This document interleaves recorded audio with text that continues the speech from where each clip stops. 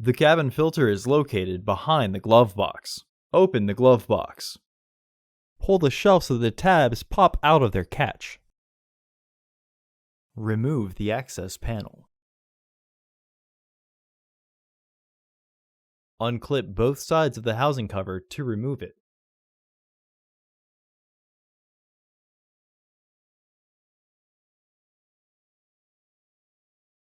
Remove the old filter from the housing and clean out any debris inside. Insert your new filter with its airflow indicating arrow pointing down.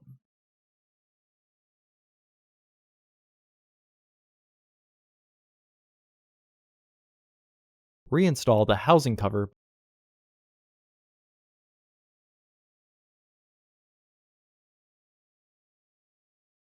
Reinstall the access panel.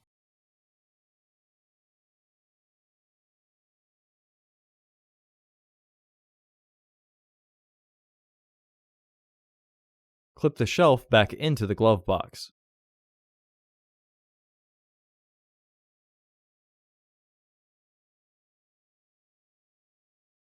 Close the glove box. For the best price, visit undercarexperts.com and don't forget to subscribe to our channel.